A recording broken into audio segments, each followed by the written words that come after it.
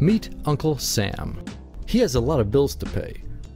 Almost $4 trillion worth every year. Uncle Sam's income is a little over $2 trillion per year. To make up the difference, the deficit, he does what most Americans do. He borrows money. When Uncle Sam takes out a loan, he calls it a bond. Bonds can be held by banks, investors, or even foreign governments. Uncle Sam has to promise to pay interest on these bonds, just as you do on any loan you take out. Ever think about paying your mortgage with your credit card? That's exactly what Uncle Sam does. He takes out new loans, new bonds, so that he can make payments on the old ones. All those loans, and especially all that interest, adds up. Right now, Uncle Sam owes about $14 trillion. To put that in perspective, 14 trillion is about the same as the national GDP, the total value of all the goods and services produced by the American economy in an entire year. It's such a huge amount of money that Uncle Sam is starting to run out of people to borrow from, and he's having trouble just paying the interest on his loans. The obvious solution would be to either cut spending or increase taxes. But if he cuts spending, the people that he's spending money on would complain that they don't have money to spend, and that he was hurting the economy.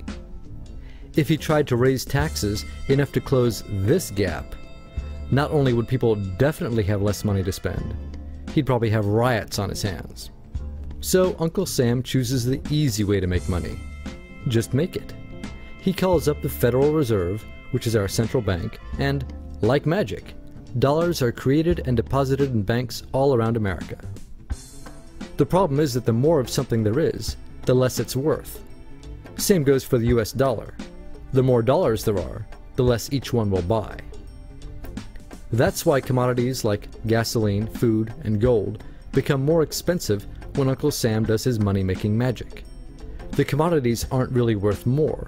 Your money is just worth less. That's called inflation. Remember the foreign governments that lent money to Uncle Sam?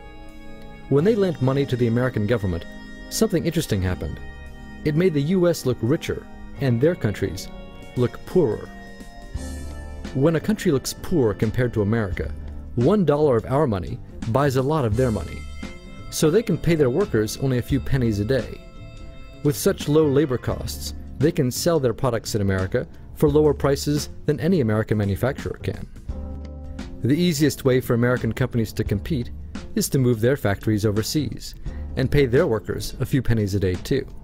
This contributes to a recession.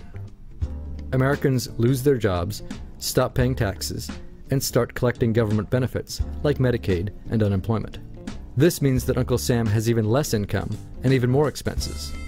At the same time, the people who still have jobs are desperate to keep them, so they tend to do more work but not to get paid anymore. When your dollars are worth less, and you're not earning more of them, that's called stagflation. And this is why Uncle Sam is in a catch-22. He can't raise taxes or cut spending without making the recession worse.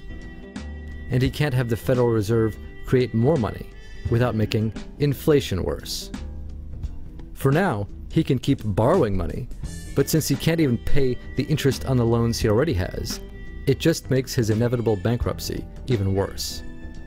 Whether it's in 2 months or 2 years, the day will come when Uncle Sam can no longer pay his bills. When that happens, the banks, investors, and foreign governments who are counting on that money won't be able to pay their bills. You see, just like Uncle Sam, governments, banks, and corporations don't actually have much money. Mostly, all they have is debt to each other. If one link in the debt chain stops paying, defaults, the whole thing falls apart.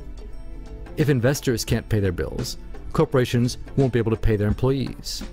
If banks can't pay their bills, you won't be able to take out a loan, use a credit card, or even withdraw your savings.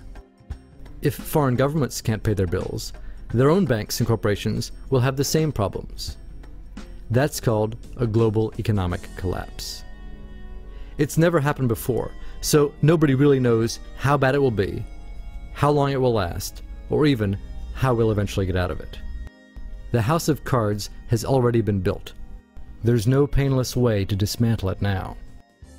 All we can do is to educate each other about what's actually going on, and to prepare for what may be very extraordinary circumstances.